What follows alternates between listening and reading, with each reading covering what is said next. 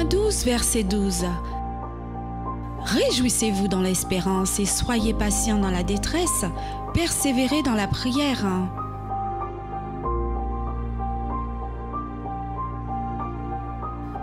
Le CNEF 972, en partenariat avec Grafé TV et Radio Évangile Martinique, présente, du 11 au 17 janvier 2021, la Semaine universelle de prière.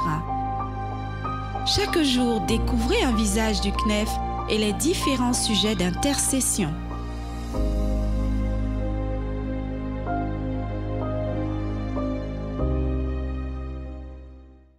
Le CNEF, quels sont les enjeux pour 2021? Alors, bonjour et merci de m'accueillir à la fois à travers ces deux médias qui nous aident beaucoup dans cette période, que sont REM, Radio Évangile Martinique, et Grafé TV. Alors, quels sont les enjeux du CNEF pour l'année 2021?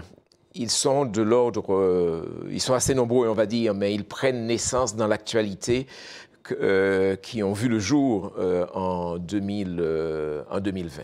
Le tout premier, bien sûr, pour rester sur 2020 et que nous vivons encore aujourd'hui, c'est cette maladie, la Covid, qui a pris naissance en Asie en fin 2019 et qui a touché l'Europe, la Martinique en 2020, puisque nous avons été confinés très tôt, dès le mois de mars, si mes souvenirs sont bons, avec une sorte de répétition, avec des limitations de déplacement, avec des obligations de préciser ces déplacements, des contrôles à tout va, et nous n'y étions pas habitués.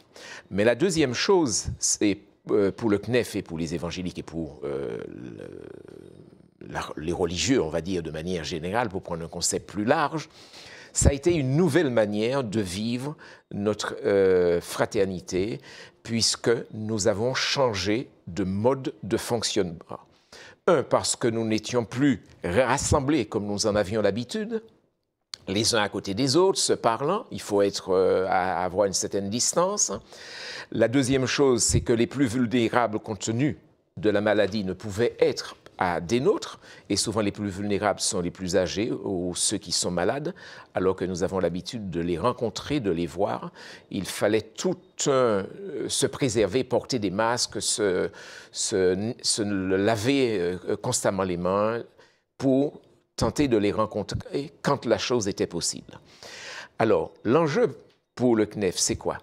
C'est que nous avons changé, on va dire, de mode de fonctionnement au niveau de l'Église. En filmant davantage, en téléphonant beaucoup plus, en se rencontrant peu, ce qui est à l'opposé de nos habitudes. Comment faire aujourd'hui? Parce que cette maladie, apparemment pour 2021, continue. Jusqu'à quand? Nous ne le savons pas encore, puisque c'est au jour le jour que nous découvrons un petit peu, voire à la semaine qu'on découvre les nouveaux systèmes, le nouveau fonctionnement que nous devons avoir. Pour l'instant, nous avons pris un pli en 2020 que nous continuons à observer, mais il faudra savoir si dorénavant, notre ancienne manière de fonctionner est révolue et trouver de nouvelles adaptations. Peut-être avec des coûts différents. Donc c'est un enjeu important, capital. Une réflexion est en cours autour de ce thème de la maladie du Covid et du fonctionnement ecclésial. Le deuxième naît aussi de l'actualité, c'est le Black Lives Matter, c'est-à-dire le racisme. Nous avons cru un instant que tout cela était fini et que c'était un peu du passé et que c'était juste dans les pensées, on va dire. Mais non, nous avons vu des actions claires qui montraient de manière précise qu'il y a un véritable problème de racisme dans les sociétés modernes, dans nos sociétés. Alors, est-ce que cela existe dans nos églises ? En France, véritablement, on n'a pas eu de remontée de soucis de ce genre-là. Mais dans d'autres pays, dans d'autres lieux où nous savons que le racisme a été, comment je vais le dire, officialisé, même si les lois sont aujourd'hui abrogées, nous savons qu'il y a des difficultés à le vivre. Mais ce n'est pas simplement par rapport à des églises, c'est aussi par rapport à la société. Alors, quel est l'enjeu pour le CNEF si nous parlons de la société? et pas seulement de l'Église, mais parce que nos jeunes sont dans la société, vont grandir, vont peut-être souffrir de cela. Est-ce qu'ils devront réagir avec la même violence ou au contraire porter une image différente? Nous avons apporté l'image du Christ, nous avons apporté à la voix du Christ, nous avons apporté un langage de l'amour. Et c'est ce qui a de l'importance aujourd'hui. Et la réflexion est actuellement au sein du CNEF pour l'année 2021. Un autre point important, c'est la loi sur le séparatisme. La loi sur le séparatisme est venue, ou est muée, on va le dire ainsi, par rapport aux différents extrémismes que nous avons vus, qui ne sont pas uniquement religieux, mais qui sont des fois aussi politiques, qui sont de communautés différentes, parce qu'ils sont de langues différentes, etc., et ayant des habitudes sociales différentes. C'est tout cela qui crée des fractures au sein de la communauté française, on va le dire ainsi, au sein du peuple français. Et le combat aujourd'hui des politiques, c'est d'éviter une fracture, d'éviter de faire que la France soit des petits morceaux différents qui ne peuvent pas fonctionner ensemble. C'est faire tout le monde fonctionner ensemble. Alors, au niveau de l'Église, nous aurons probablement un enseignement à mettre en place auprès à la fois des adultes, mais des plus jeunes aussi, un enseignement de vivre ensemble et d'accepter les autres dans leurs différences, qu'ils soient de peuples différents de nous. Autre enjeu, la loi bioéthique, et je devrais dire la bioéthique ou carrément les différentes lois bioéthiques, puisqu'elles arrivent par vagues. Et chaque vague qui arrive porte des réponses à des problèmes, certes, vrais de la société, vrais de certains couples, vrais de certaines personnes, mais porte aussi des interrogations au niveau de l'éthique, on va dire, évangélique, de l'éthique de manière générale.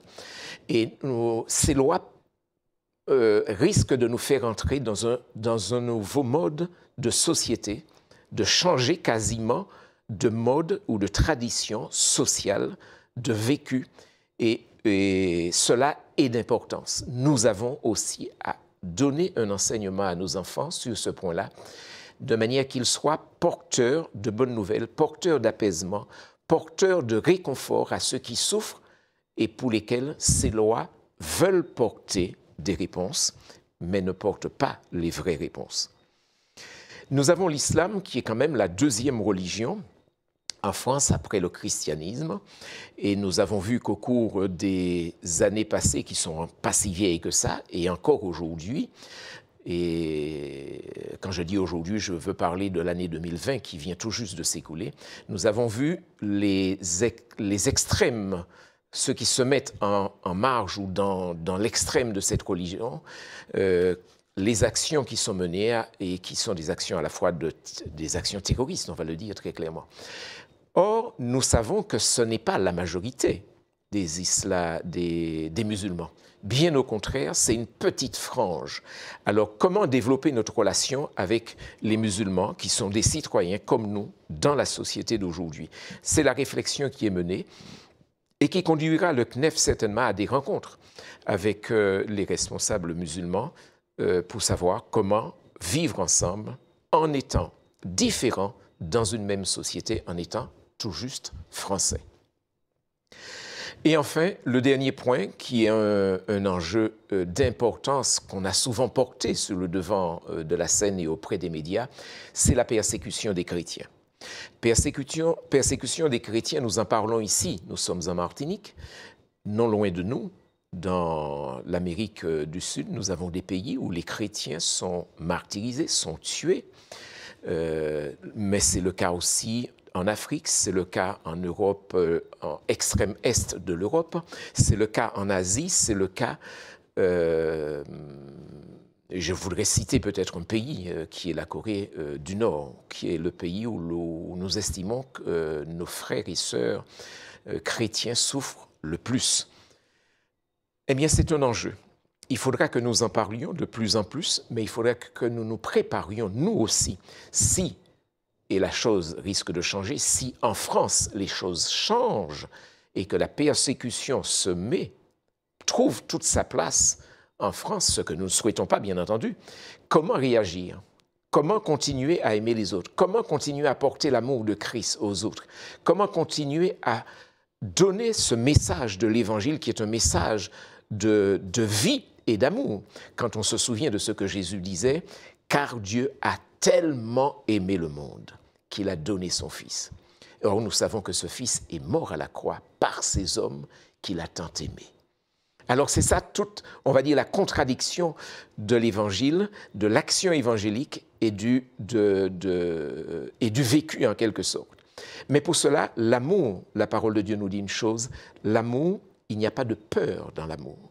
Si la peur nous envahit, nous risquons de sombrer nous aussi dans de la violence en disant « c'est pour me défendre que j'ai été violent ». Eh bien non. Les apôtres ne nous ont pas laissé cette image. Nos frères et sœurs persécutés ne nous donnent pas cette image. L'image, c'est celle véritablement de l'Évangile, et l'Évangile, c'est l'amour. Voilà, les enjeux pour 2021. Le thème pour aujourd'hui, prier pour les autorités. Oui, alors dans notre société, nous savons et nous l'avons vu, je vais encore citer l'année 2020, combien les autorités ont été présentes sous tous les aspects, sous l'aspect de la santé, sous l'aspect des règles, sous l'aspect du contrôle, sous l'aspect des lois, sous l'aspect des directions à donner, sous l'aspect de la gestion même des cultes. Or, nous savons que la liberté de culte est depuis 1780, les années 1780, dans les lois qui ont été faites, ça figure dans la loi de 1905, ça s'est également rappelé. Et personne ne peut être inquiété pour des questions de religion. Alors les autorités nous ont fait un peu réfléchir beaucoup lorsqu'il y a eu ces mots qui ont été prononcés de guerre et qui a permis de faire voter une loi d'exception permettant au gouvernement de légiférer par décret. C'est-à-dire que le décret, c'est un ministre ou le ministre, le Premier ministre, le gouvernement qui décide et qui applique, et ça a valeur de loi sans que les représentants du peuple, c'est-à-dire les députés, les sénateurs, n'aient à se prononcer sur le contenu de ce qui est dit. Alors, cela a de l'importance. Parce qu'il y a une nouvelle loi qui est présentée à nouveau là et qui est encore devant le Parlement, qui devrait donner plus de liberté au gouvernement pour agir encore de manière plus large. Nous devons prier pour eux. Parce que c'est une volonté de la parole de Dieu qui nous demande de prier pour les hommes qui sont en charge de diriger les pays dans lesquels nous vivons, afin que nous ayons suffisamment de liberté et de quiétude pour vivre notre foi évangélique. Pour nous, c'est la foi évangélique.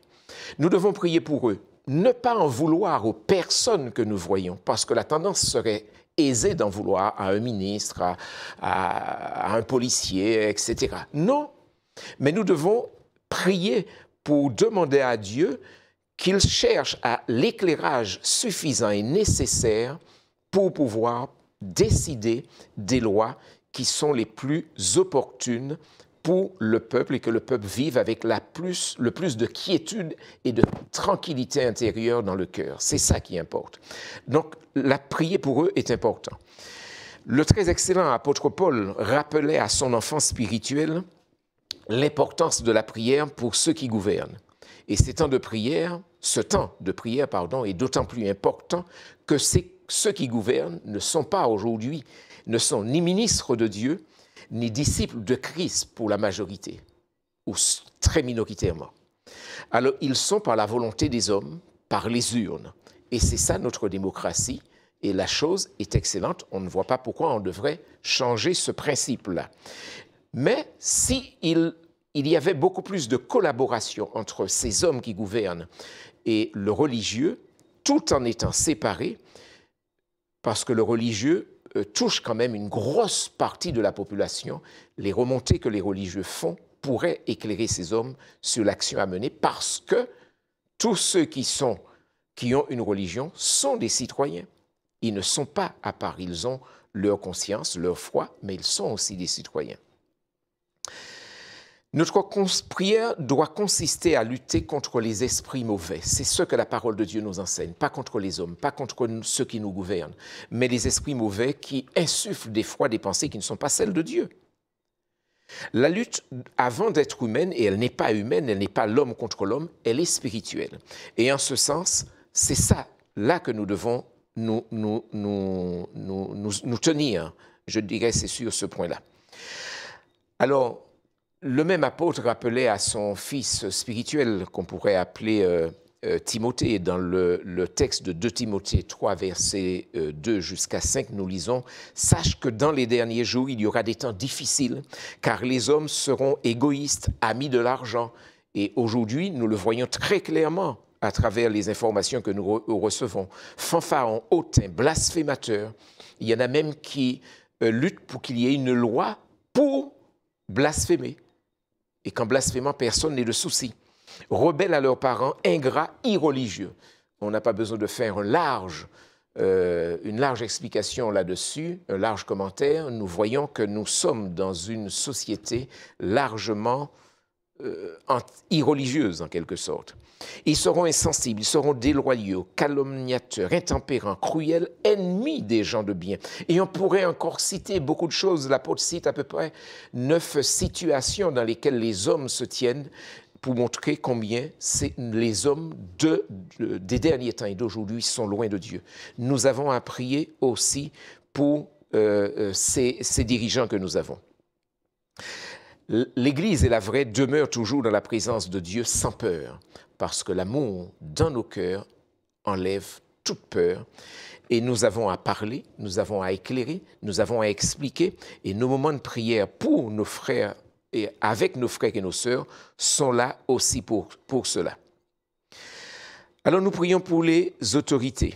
Et les sujets de prière, c'est remercier parce que nous avons malgré tout une relative liberté, limitée par rapport à la maladie, la COVID, mais nous bénéficions jusqu'à 7 heures en France de liberté. Que nous pouvons utiliser pour être des témoins pour Christ, mais en parlant et en faisant connaître sa volonté.